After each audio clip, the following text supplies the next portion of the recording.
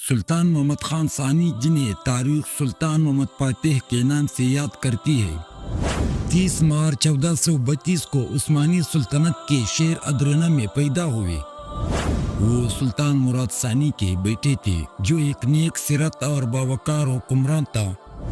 محمد خان ثانی نے بچپن ہی سے دینی و عسکری تعلیم حاصل کی اور انہیں اسلامی تاریخ، فنون، حرب، فلسفہ اور سائنس میں بھی خاص مہارت حاصل تھی۔ اپنے باپ کی زندگی میں بھی سلطان محمد خان ثانی 15 سال کی عمر میں بھی ایک بار تخت نشین ہوا تھا۔ سلطان مراد خان 1451 میں ادرنہ شہر میں ایک طویل بیماری میں مبتلا ہوئے، آخر 1451 میں وفات ہوئی۔ سلطان مراد خان کو عثمانی سلطنت برسا شہر میں دفن کیا گیا، جو اس وقت عثمانی سلطنت کا ایک مذہبی اور ثقافتی مرکز تھا۔ جب سلطان مراد ثانی کا انتقال 1451 میں ہوا تو صرف 19 سال کی عمر میں محمد خان ثانی تخت نشین ہوئے۔ یہ وہی نوجوان تھا جس کی دل میں ایک خواب پھل رہا تھا، قسطنطنیہ کو فتح کرنا، وہ شہر جس کی فتح کی بشارت نبی کریم صلی اللہ علیہ وآلہ وسلم نے دی تھی۔ اور یہ وہی محمد خان تھا جس نے چند ہی سالوں میں خود کو تاریخ عظیم جرنیلوں میں شامل ہوا۔ سلطان محمد خان فاتح نے قسطنطنیہ کی فتح کو صرف ایک خواب نہیں بلکہ ایک عملی مقصد بنایا۔ تخت پر بیٹھتے ہی انہوں نے سب سے پہلے اپنی فوج کو منظم کرنا شروع کیا۔ عثمانی فوج کو جدید اسلحے، سخت تربیت اور نظم و ضبط سے آراستہ کیا گیا۔ قسطنطنیہ ایک مضبوط دیواروں والا شہر تھا اور اس تک پہنچنا آسان نہ تھا۔ سن 852 ہجری میں قسطنطنیہ کا شہنشاہ قیصر جہاں پلوکس وفات ہوئے۔ اس کے وفات کے بعد اس کا بیٹا قیصر قسطنطین ازدحام قسطنطنیہ میں تخت نشین ہوا۔ قسطنطین اپنے پیشرو کی مانند اور چالاک آدمی تھا۔ اس نے سلطان محمد خان ثانی کی تخت نشینی پر ایشیا کوچک میں بغاوت برپا کرا دی، جس کے سبب سلطان محمد خان خود ایشیا کوچک میں جا کر بغاوت ختم کرا دی۔ ابھی سلطان محمد خان ایشیا کوچک سے فارغ نہ ہوا تھا کہ قیصر قسطنطین نے سلطان کے پاس پیغام بھیجا کہ سلطان مراد خان ثانی کے زمانے سے خاندان عثمانیہ کا ایک شہزادہ ارخان نامی ہمارے پاس نظر بند ہے۔ اس کے اخراجات ضروریہ کے لیے جو رقم سلطانی خزانے سے آتی ہے اس میں اضافہ کرو، ورنہ ہم اس شہزادے کو آزاد کر دیں گے اور وہ آزاد ہو کر تم سے ملک چھین لے گا۔ قیصر چونکہ سلطان محمد خان ثانی کو ایک کمزور سلطان سمجھتا تھا، اس لیے اس نے اس دھمکی کے ذریعے سلطان سے روپیہ بانٹنا اور اس کو دبانا چاہا۔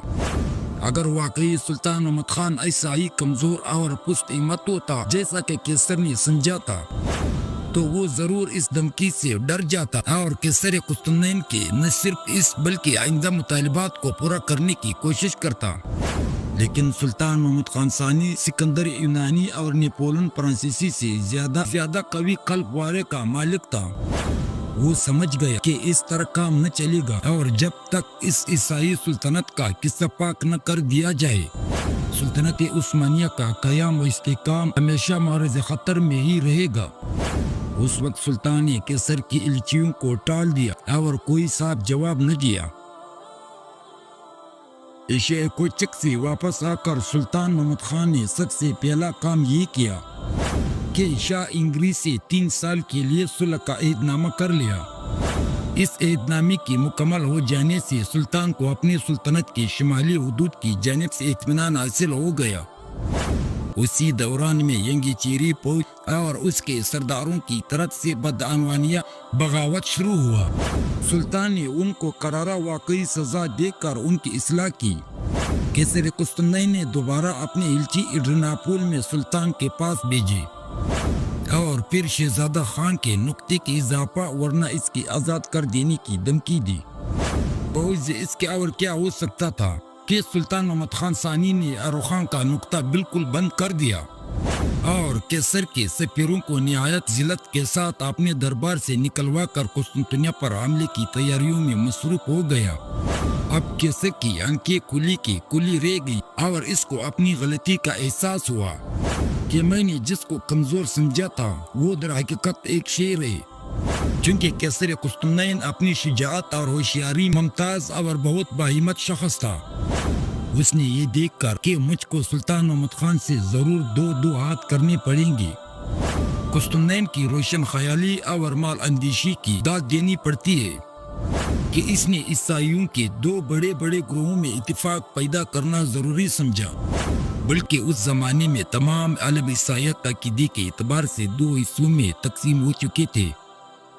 ایک گروہ شہر روما کے پوپ کو اپنا پیشوا مانتا تھا اور رومن چرچ کا ماتحت سمجھا جاتا تھا، تو دوسرا گروہ گریک چرچ یعنی یونانی گرجے کا پیروکار تھا اور قسطنطنیہ کے بشپ اعظم کو اپنا پیشوا سمجھتا تھا، جس کی سرپرستی قیصر قسطنطین کو حاصل تھا۔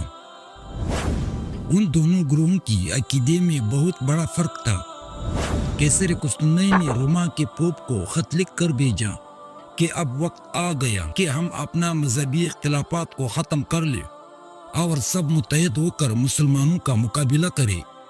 میں بخوشی آپ کے عقائد کو تسلیم کرتا ہوں اور آئندہ قسطنطنیہ کا گرجا بھی آپ کے ماتحت ہوگا، لہٰذا جس طرح بیت المقدس اور شام کی فتح کے لیے تمام بر اعظم اکٹھا ہو گیا تھا اور عیسائی جوک در جوک مسلمانوں کے خلاف اکٹھے ہو گئے تھے، اسی طرح قسطنطنیہ کی بچانے کے لیے اکٹھا ہونا ضروری ہے۔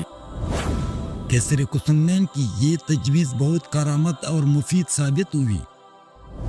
پوپ نے، جس کا نام نکلسن پنجم تھا، پوری سرگرمی کے ساتھ عیسائیوں کو جہاد پر آمادہ ہونے کی ترغیب دی۔ چنانچہ ہسپانیہ اندلس کے شمالی صوبوں اراگون و کستلا سے عیسائی مجاہدین کی زبردست فوجیں قسطنطنیہ پہنچے۔ اسی طرح پوپ نے خود ایک زبردست اپنے ایک نائب کارڈنیبل کی ماتحت میں جہازوں پر روانہ کی۔ وینس اور جنیوا کی بیری طاقتیں اور بری فوجیں بھی قسطنطنیہ کی طرف روانہ ہو گئی۔ ادھر قسطنطین نے شہر قسطنطنیہ کی فصیل کو مضبوط اور بندرگاہ کو حفاظتی سامانوں سے محفوظ کرنا شروع کر دیا۔ خاص شہر قسطنطنیہ کی آبادی میں 1,00,000 سے زیادہ آدمی موجود تھے۔ باشندوں سے چندے وصول کیے گئے اور عام طور پر عیسائیوں کو ترغیب دی گئی کہ اب وہ آرام طلبی چھوڑ کر شہر کی حفاظت اور دشمن کی عملے کی مدافعت میں اپنا تمام طاقت صرف کر دے۔ سلطان محمد خان ثانی نے اپنے سلطنت کے ہر ایک حصے میں نظم و انتظام، امن و امان قائم رکھنے کی سب سے پہلے اپنی کوششیں و توجہ منعقد کی، اور جب اس طرف سے اطمینان حاصل ہو گیا تو قسطنطنیہ کی معاشرے کے لیے 50,000 سوار اور 20,000 پیدل کی ایک پرجوش اور بہادر فوج منتخب کی۔ سلطان محمد خان ثانی کی فوج کی تعداد 70,000 تھی۔ سنہ 856 ہجری بمطابق سنہ 1453 عیسوی سے طرفین کی جنگی تیاریاں اعلانیہ شروع ہو گئی تھی۔ قیصر قسطنطین نے قسطنطنیہ کے اندر سامان رسید اور غلہ وغیرہ حد سے زیادہ جمع کر لیا تھا۔ یورپ کے ملکوں سے نہ صرف جنگجو لوگوں کی جہاز آ رہے تھے، بلکہ دوسرے ملکوں سے معمار و انجینئر اور تجربہ کار جنگی سردار شہر قسطنطنیہ کی مضبوطی کی سامان مکمل کرنے کے لیے موجود ہو گئے تھے۔ سمندر کی جانب بندرگاہ کی دہانے پر ایک مضبوط آئینی زنجیر اس طرح دونوں طرف باندھ دی گئی تھی کہ کسی جہاز کا بندرگاہ میں داخل ہونا کسی طرح ممکن نہ تھا۔ ہاں، جب شہر والے خود چاہتے تھے کہ جہاز کو اندر آنے دے تو اس زنجیر کو سمندر کی گہرائی میں ڈھیلا کر کے ڈال دیتے تھے اور جہاز اندر داخل ہو جاتا تھا۔ اس کے بعد زنجیر کو کھینچ دیا جاتا تھا اور پھر کسی غیر جہاز کا داخل ہو جانا غیر ممکن ہوتا تھا۔ شہر کی فیصلے 14 میل کے قطع دائرے میں نہایت مضبوط اور ناقابل تسخیر تھی۔ سمندر کی جانب یعنی جس طرف بندرگاہ فصیل کسی قدر نیچی اور کمزور تھی۔ سلطان محمد خان ثانی نے جب قسطنطنیہ کی فتح کا ارادہ کیا تو اس قلعے کے مقابل یورپی ساحل پر ایک قلعہ بنانا شروع کیا، اور یہی گویا اس کی سب سے پہلی علی الاعلان جنگی تیاری تھی۔ یہ قلعہ بہت جلد بن کر تیار ہو گیا اور اس پر توپیں چڑھا دی گئی۔ اس روئے ابنائے پاسپورس کا دروازے سلطان محمد خان ثانی نے بند کر دیا اور بیر اسود کو بیر معمور سے جدا کر کیسر کی جہازوں کو بیر اسود میں آنے سے روک دیا، لیکن اس سے قسطنطین کو کوئی نقصان نہیں پہنچ سکتا تھا، کیونکہ اس کو درد دانیال کے ذریعے یورپی ممالک یعنی اٹلی و اسپین وغیرہ سے امداد پہنچ رہی تھی۔ سلطان محمد خان کے پاس کل 300 کشتیاں بتائی جاتی ہے، جو تقریباً سب چھوٹی چھوٹی تھی، اور ان میں سے ایک بھی ایسی بڑی نہ تھی۔ 6 اپریل سنہ 1453 عیسوی بمطابق ربیع الاول سنہ 857 ہجری کو سلطان محمد خان ثانی اپنے فوجی لیے ہوئے خشکی کی جانب سے قسطنطنیہ کے پسیل کے سامنے نمودار ہوا۔ ادھر عثمانی جہازوں کی بیر معمور میں سمٹ کر بندرگاہ قسطنطنیہ یعنی گولڈن ہارن کے سامنے بیری محاصرہ شروع کیا۔ سلطان بیڑے کا امیر البحر بلوط اغلن نامی ایک سردار تھا۔ سلطان نے پسیل شیر کا محاصرہ کر کے جا بجا مناسب دستوں کو معمور کیا اور بیلداروں کو حکم دیا کہ ثبات اور سرنگوں کی بنانے میں مصروف ہو جائے۔ مناسب موقعوں پر دمدمی تیار کر کے تیر اندازوں کو معمور کیا گیا۔ اس معاصرے کے جاری کرنے میں سلطان محمد خان نے اپنی حیرت انگیز قابلیت کا اظہار کیا۔ منجنیقوں اور توپوں کو مناسب موقعوں پر نصب کر کے پسیل شیر پر جا بجا گولوں اور پتھروں کی بارش کی گئی۔